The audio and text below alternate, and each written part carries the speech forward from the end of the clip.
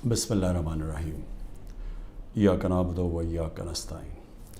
میرے پاکستانیوں، کل ڈاکٹر یاسمین جو کور کمانڈر کے اوپر حملہ ہوا تھا، جو گھر جلایا گیا تھا، اس کیس میں بری ہو گئی ہیں۔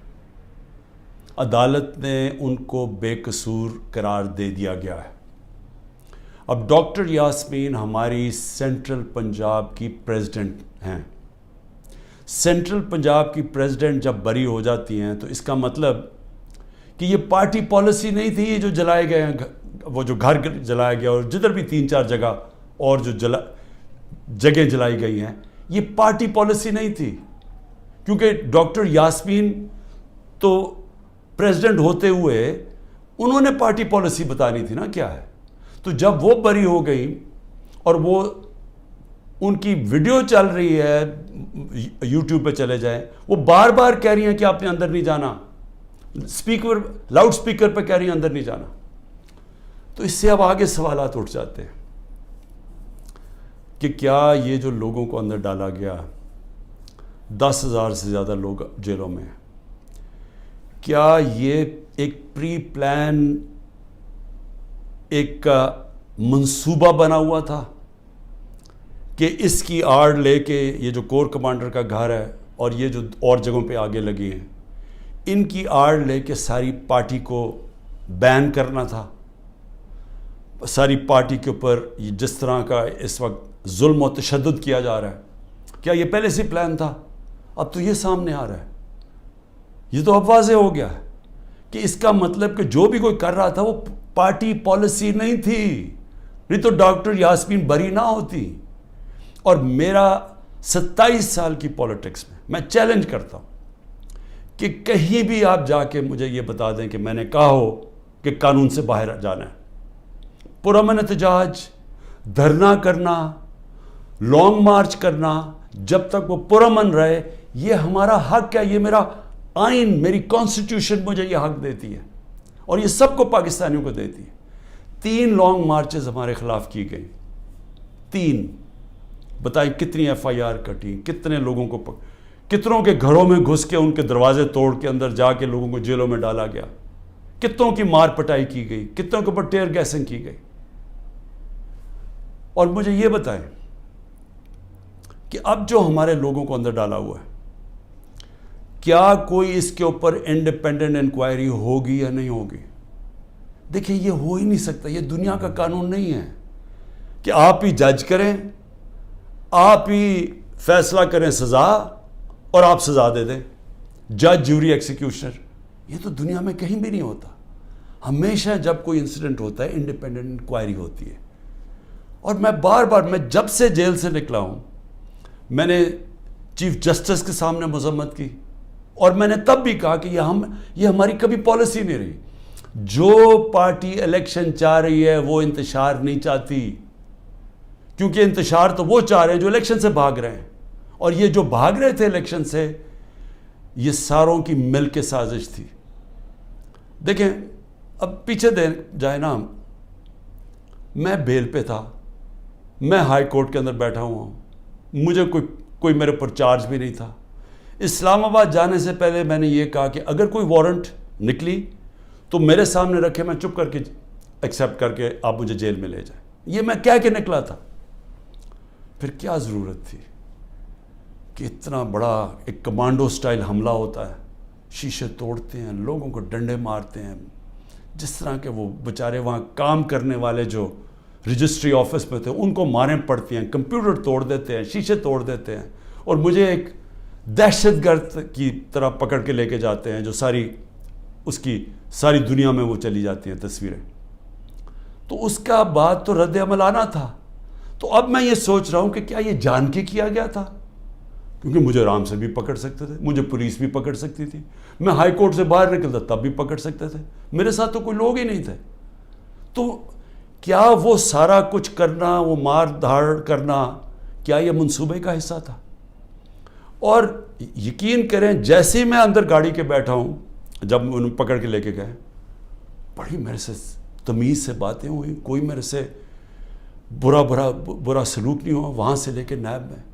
تو کیا یہ دکھانے کے لیے سب کچھ تھا جس کا رد عمل آیا اور وہ پہلے سے پلان کیا ہوا تھا، یہ جو سب کچھ ہوا ہے. میں پھر سے کہتا ہوں کہ اگر سچ پہ پہنچنا ہے تو وہ صرف ایک طرح کہ ایک انڈیپینڈنٹ انکوائری کی جائے. اور یہ جو ہوا ہے ڈاکٹر یاسمین کی جو بری کیا گیا، اور وہ ہونا ہی تھا انہوں نے بری، کیونکہ ان کی تو ویڈیو چل رہی تھی کہتے کہ اندر نہیں جانا آپ نے، اور روک رہی تھی لوگوں کو، تو اس سے تو بری ہونا تھا. لیکن یہ ہماری پریزیڈنٹ تھی سینٹرل پنجاب کی، سارا سینٹرل پنجاب ان کے نیچے تھا، تو جو بھی انہوں نے بولنا تھا وہ ہماری پالیسی تھی. تو ایک تو میں یہ آج کہنا چاہتا تھا کہ یہ ایک ایسی چیز ہوئی ہے کہ جو سب کو، جو ہمارے اوپر ساروں کو غدار بنا دیا، فوج کے دشمن بنا دیے، یہ سب کو آپ سوال پوچھنا چاہیے کہ اس کے پیچھے کون تھا. دوسری چیز، میں اپنے کارکنوں کی اب بات کرنا چاہتا ہوں، کیونکہ میرے پاس اب جو نکل کے آئے ہیں کارکن، ابھی میں باہر، میرے ایک کارکن جس کو 17 دن جیل میں رکھا ہے وہ واپس آیا. سارے ایک ہی کہانی سنا رہے ہیں. اتنے زیادہ لوگ ہیں، جیل چھوٹا ہے، سب کو وہاں بند کیا ہوا ہے، یعنی وہ جیل میں گنجائش ہی نہیں ہے جو جیلوں میں جتنے زیادہ لوگوں کو انہوں نے بند کیا ہوا ہے. کس حالات میں وہ رہ رہے ہیں، کس طرح گندگی ہے وہاں، کھانا ان کو دیا نہیں جاتا. 2 دن کہتا ہم نے روزے رکھے ہیں، کھانا ہی نہیں تھا. اور پھر ان سے جو سلوک کیا گیا، یعنی ایسے رکھا گیا، یہ پولیٹیکل ورکرز ہے، انہوں نے کوئی کرائم نہیں کی، ان کی ابھی تو کرائم ثابت ہی نہیں ہوئی. اور پھر وہ بتاتے ہیں ہم جاتے تھے ادھر عدالت میں، وہاں سے نکلتے تھے دوسرے کیس پہ اندر ڈال دیا. اب یہ جو آدمی نکلا ہے، یہ صرف یہ کوئی 40 لوگ رہا ہوئے ہیں، 40 میں سے 7-8 نکلے ہیں، باقیوں کو پھر جیلوں میں ڈال دیا. تو یہ مجھے بتائیے کون سا قانون ہے آج پاکستان میں؟ میں یہ سوال پوچھتا ہوں کہ جو بھی آج حکمرانی کر رہے ہیں، کیا ان کو اندازہ ہے کہ یہ پاکستان کو کتنا نقصان پہنچایا جا رہا ہے؟ ٹھیک ہے، تحریک انصاف کو کمزور کیا جا رہا ہے، توڑا جا رہا ہے، لوگوں کو دھمکیاں دے کے چھڑوائی جا رہی ہے پارٹی، گھروں میں گھس جاتے ہیں، اگر وہ نہیں ملتے تو ان کے جاننے والے یعنی خاندان کے لوگوں کو پکڑ کے لے جاتے ہیں. اگر وہاں کوئی گھر میں کوئی نہیں ہے تو ان کے پھر جو رشتہ دار کہیں رہ رہے ہیں، بہنیں رہ رہی ہیں، ان کے اوپر پیچھے پڑ جاتے ہیں، ان کو اٹھا کے لے جاتے ہیں. پھر بزنسز تباہ کر رہے ہیں، جو حماد اظہر کی فیکٹری بند کر دی ہے. اور بھی میں سب کا بتاؤں کہ جن کے ہمارے جن کے کاروبار تھے، کاروبار بند کر دیے. عاطف خان کا کاروبار 100 سے زیادہ لوگ وہاں کام کرتے تھے، وہ بند کر دیا. وہ ایکسپورٹ کرتے تھے چیزیں، وہ رہ گئی بیچ میں. تو یہ جو کیا جا رہا ہے، میں پھر سے یہ سوال پوچھتا ہوں کہ ہم جا کدھر رہے ہیں؟ یعنی اس سے اچیو کیا ہوگا؟ تحریک انصاف کمزور ہو گئی، تحریک انصاف اتنی کمزور ہوگی کہ وہ الیکشن لڑنے کے قابل نہیں ہوگی. ملٹری کورٹس سیٹ اپ کیے ہیں ایک ہی وجہ سے کہ میرے کوئی بھی کیس کے اندر مجھے سزا نہیں ہو سکتی. سارے میں نے وکیلوں کے ساتھ سارے بوگس کیسز ہیں. تو آخر میں ملٹری کورٹ میں سزا دیں گے. یہ کھولے اس لیے کہ عمران خان کو سزا دی، چلیں جی میں جیل میں چلا گیا. اب آگے چلیں گے، اس کے بعد کیا ہوگا؟ اس کے بعد پوچھنے کی بات یہ ہے کہ کیا پاکستان جو تیزی سے اس دلدل میں پھنستا جا رہا ہے، اس سے نکل جائے گا؟ کیا ہماری معیشت جو اس وقت کبھی اتنے برے حالات میں نہیں تھے جو آج ہے، کیا یہ جو مہنگائی پاکستان کی تاریخ میں سب سے زیادہ 12.4% تھی جب ہم اقتدار میں تھے 1 سال پہلے، آج وہ 38% پہ پہنچ گئی ہے؟ یعنی لوگوں کو، تنخواہ دار طبقے کے لیے اب وہ عذاب آ گیا ہے اور آتا جائے گا. بجلی کے بل نہیں دیے جائیں گے ان سے، ان کو گھر میں جو کھانے پینے کی چیزیں ہیں جس کو سینسٹیو پرائز انڈیکس ہے، یہ 38% ہے، وہ 45% پہ پہنچا ہوا ہے. یعنی جو گھر کی کھانے پینے کی چیزیں، جو عام کچن آئٹمز ہیں، جو بجلی وغیرہ ہے. تو کیا یہ ٹھیک ہو جائے گا اس سے؟ کیا مجھے کوئی یہ آج بتا دے کہ تحریک انصاف چلیں الیکشن بھی ہار گئی، کیا یہی لوگ آئیں گے نا واپس جو ابھی اقتدار میں بیٹھے ہوئے ہیں؟ تو انہوں نے تو 1 سال میں ملک کو تباہی بیڑا غرق کر کے رکھ دیا. یہ جو اب تو جو فیکٹس اور سٹیٹسٹکس ہیں، اعداد و شمار، یہ تو چھپتے نہیں ہیں. یہ تو آپ سیدھی طرح پاکستان کی وہ اکنامک سروے دیکھ لیں، اس میں تماشا دیکھ لیں کہ کیا ہوا ہے. کہاں 2 سال ایوریج اوسط جو ہماری اکانومی بڑھ رہی تھی وہ 6% تھی. 6% کا مطلب یہ ہے کہ پاکستان کی تاریخ میں یہ وہ 2 سال تھے جدھر سب سے زیادہ معیشت اوپر جا رہی تھی. اور میں یاد کرا دوں جو پچھلی دوروں میں جب ایسے گئی ہے تو امریکی ڈالر آ رہے تھے. ایوب خان کے دور میں سیٹوں اور سینٹوں کا پیکٹ تھا, ہم ان کے ساتھ ملے ہوئے تھے, ہمیں ڈالر آ رہے تھے. ضیاء الحق کے دور میں ہم افغان جہاد کا حصہ بنے تھے, تب بھی ڈالر آ رہے تھے. جنرل مشرف کے دور میں 1-2 سال جو ترقی ہوئی تھی وہ ہم وار آن ٹیرر میں ان کے ساتھ ملے ہوئے تھے, تب بھی ڈالر آ رہے تھے. یہ باہر سے ڈالرز آنے کے بغیر ملک میں 6% اوسط ہماری جو اکنامک گروتھ ہوئی, اور یہ ایک شعبے میں نہیں ہوئی. زرعی جو ہم نے چینجز کیے, جو انسینٹیوز دیے, 4.5%, 17 سال کے بعد ہماری زرعی گروتھ ہوئی. ہماری جو لارج سکیل مینوفیکچرنگ تھی, جو اصل نوکریاں ہیں, وہ 17 سال کے بعد وہ اتنی تیزی سے بڑھ رہی تھی 10.4% پہ.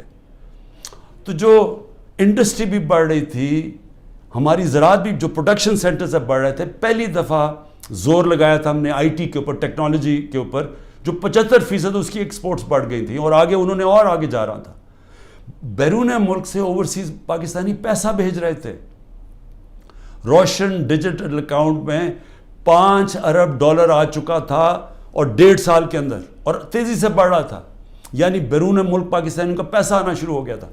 بڑے پروجیکٹس تھے ہمارے, جس طرح وہ راوی سٹی, اس طرح کے بڑے پروجیکٹس میں اوورسیز پاکستانی کا ہم نے پیسہ لے کے آنا تھا. کیونکہ ابھی تو صرف گھروں میں گھر لیتے ہیں نا, وہ زیادہ سے زیادہ ریل اسٹیٹ میں, لیکن اصل جو پیسہ جب آپ پورا شہر بنا رہے ہیں اس میں اصل پیسہ آنا تھا, ڈالرز آنے تھے پاکستان میں. اور جو اگر یہ سندھ حکومت نہ ہمارا وہ پروجیکٹ بنڈل آئلینڈ کا ختم کرتی, بڑے بڑے اربوں ڈالر کی وہاں انویسٹرز تیار تھے آنے کے لیے, تو پاکستان میں ڈالرز بھی آ رہے تھے. اتنے زیادہ, جو آپ بڑے بڑے بزنس مین سے پوچھیں کبھی اتنے ان کے نفع ہوئے ہیں, بزنسز بڑھ رہی تھیں. تو ملک جب ترقی کر رہا تھا, اس کو جب اب یہاں پہنچایا ہے, اور ان لوگوں نے آ کے آج تباہی کے کنارے پہ کھڑا کر دیا ہے. نہ باہر سے انویسٹمنٹ آ رہی ہے, نہ کوئی پیسہ آ رہا ہے, نہ باہر سے کسی کو اعتماد ہے, نہ اندر سے. تو کیا انہوں نے ان کو اب آگے لے جا کے ملک ٹھیک کرنا ہے؟ تو میرا سوال 2 اور ہیں کہ ملک تو تب ٹھیک ہوگا جب رول آف لا ہوگا. جب تک ملک میں قانون کی حکمرانی نہیں آتی, کبھی بھی اس ملک کے اندر خوشحالی نہیں آئے گی, انویسٹمنٹ نہیں آئے گی. تو یہ تو ہم دوسری طرف چلے گئے ہیں. ہماری عدلیہ نے ایک بڑا ایک پہلے ہمیشہ اقتدار کے ساتھ چلتی تھی. ایک سجاد علی شاہ چیف جسٹس نے کوشش کی, ان کے اوپر پورا نواز شریف کا مافیا نے پورا ان کو ڈنڈوں سے اٹیک کر کے تو ان کو فارغ کر دیا, پیسے چلا کے. اس کے بعد ہماری عدلیہ کبھی آزاد نہیں تھی, یعنی کوشش بھی نہیں کی.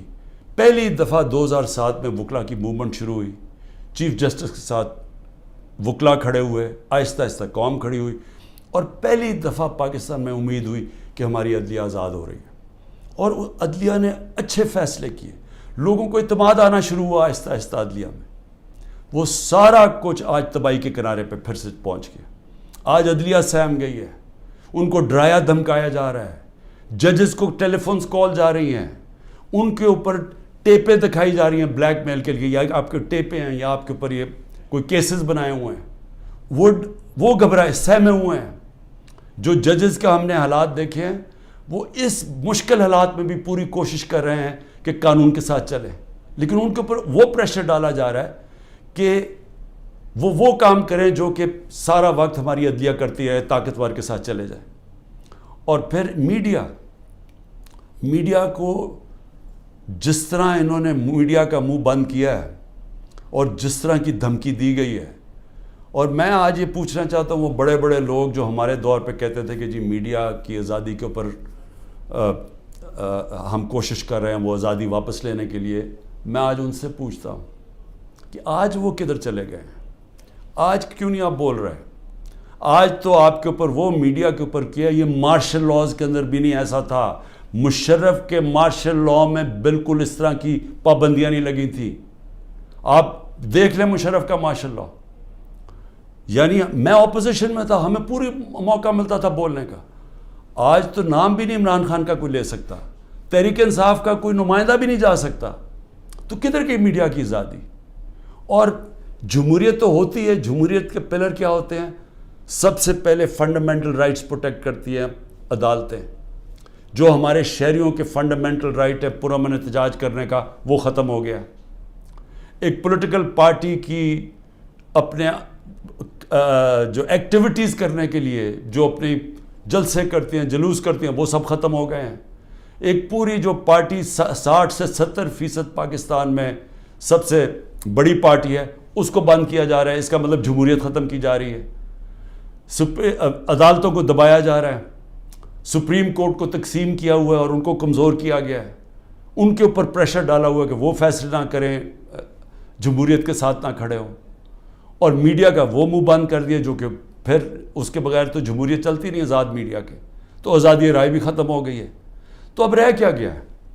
اب رہ گیا ہے یہ کہ یا ہم چپ کر کے یہ طاقت کی حکمرانی مان لیں اور اب جائیں اسی جو پہلے پاکستان پہلے جو ڈارک ایجز میں کہتا ہوں, جو ہمارے برے وقت تھے کہ جدھر ہم دنیا کے اندر ہمارا مذاق اڑتا تھا کہ جناب پاکستان میں تو ملٹری ڈکٹیٹرشپ, یہاں تو آزادی نہیں, جمہوریت.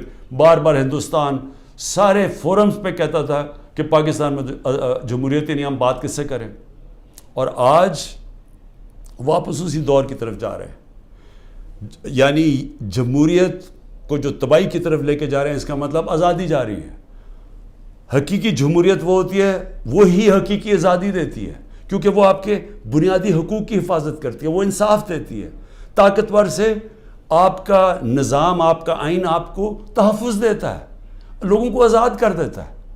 تو یہ تو پھر وہ واپس چلے گئے وہاں. یہاں تو کوئی آزادی نہیں ہے اب.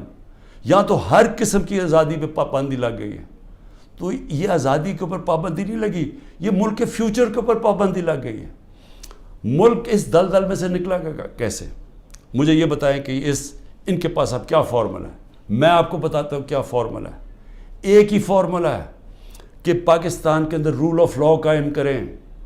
اس ملک کے اندر جب تک لوگوں کو, انویسٹرز کو, جو باہر سرمایہ کار ہیں, جو سب سے بڑی آپ کی طاقت اوورسیز پاکستانی ہیں, جب تک ان کو اعتماد نہیں ہوگا پاکستان کے جسٹس سسٹم پہ, انویسٹمنٹ نہیں آنے لگی اور سرمایہ کاری نہیں آئے گی, تو ہم تو ایسے کر کے بھیک مانگ کے کھڑے ہوں گے کہ جی کہیں سے کوئی ہمارا دوست ملک ہمیں پیسے ڈالرز دے دے. تو اصل تو ڈالرز آنے ہیں سرمایہ کاری سے. وہ تب آئیں گے جب ان کو اعتماد ہو پاکستان کے جسٹس سسٹم پہ. تو جب گورنمنٹ سپریم کورٹ اور آئین کے مطابق جو فیصلہ کرتا ہے کہ الیکشن ہونے ہیں 14 مئی کو, گورنمنٹ وہی نہیں مانتی, دھمکیاں دیتی ہے چیف جسٹس کو, اوپنلی کہتی ہے کہ ہم تمہارے فیصلے نہیں مانیں گے. تو اس ملک کے اندر کون اس ملک کے انصاف کے نظام کے اوپر اعتماد کرے گا؟ اور جو سرمایہ کار ہوتا ہے, جس نے محنت سے اپنا سرمایہ جمع کیا ہوتا ہے, وہ بہت گھبراتا ہے, بڑی جلدی گھبرا جاتا ہے. اس کو جب تک اعتماد نہیں ہوتا کہ میرا سرمایہ کو ایک ملک کا انصاف کا نظام تحفظ دے گا, میں جب بزنس کروں گا تو میرے پاس اگر فراڈ ہوا تو میرے پاس ایک جسٹس سسٹم ہے, وہ پروٹیکٹ کرے گا مجھے, وہ انویسٹمنٹ نہیں کرتا. الائن دبئی کے اندر, یو اے میں, ابھی مجھے وہاں سے ایک خبر آئی کہ پچھلے 8 مہینے کے اندر پاکستانیوں نے الائن میں اتنی انویسٹمنٹ کی ہے جو کہ انہوں نے 10 سال میں پاکستانیوں نے نہیں وہاں کی تھی. تو پاکستان کا تو سرمایہ باہر جا رہا ہے, باہر سے چھوڑیں کہ سرمایہ پاکستان آنا ہے. لوگوں کو تو امید کھو بیٹھے ہیں, وہ اپنا سرمایہ بھی بھیج رہے ہیں, اور جو ہمارا ہیومن کیپٹل ہے, یعنی جو ہمارے پروفیشنلز ہیں جن کو باہر نوکریاں مل سکتی ہیں, وہ چھوڑ کے جا رہے ہیں. تو آگے تو ہمارا امید ہی ختم ہو گئی ہے. تو یہ اگر سارا پلان ہے کہ کسی طرح یہ سب کچھ ہو رہا ہے تحریک انصاف کو ختم کرنے کے لیے, تو اس کے بعد آگے تو پلان بتائیں کہ ختم کر کے پھر کیا کرنا ہے. تو وہ تو کوئی نظر ہی نہیں آ رہا, ان کا تو کوئی روڈ میپ ہے نہ ان کے پاس تو ہوتا تو اب تک یہ ٹھیک کر چکے ہوتے ملک کو. تو یہ تو کسی کے نہ اسٹیبلشمنٹ کے پاس کوئی روڈ میپ ہے. تو یہ تو ہمیں اندھیرے میں لے کے جا رہے ہیں. اس لیے میں صرف اپنی قوم کو آج یہ کہنا چاہتا تھا کہ دیکھیں 2 راستے ہیں. فیصلہ ہم نے کرنا ہے کہ کیا ہم نے یہ ایک جنگل کے قانون کی طرف جانا ہے اور تباہی کی طرف اور اندھیرے کی طرف، یا ہم نے ساری قوم نے جد و جہد کرنی ہے آزادی کی طرف، رول آف لاء کی طرف، کانسٹیٹیوشن کی طرف، حقیقی جمہوریت کی طرف اور خوشحالی کی طرف۔ یہ دو راستے اب آ گئے، اور میں یہ امید رکھتا ہوں کہ جس طرح میں کھڑا ہوں اور اینڈ تک جب تک زندہ ہوں کھڑا رہوں گا، آپ نے بھی اس ملک کی حقیقی آزادی کے لیے کھڑے رہنا ہے۔ شکریہ۔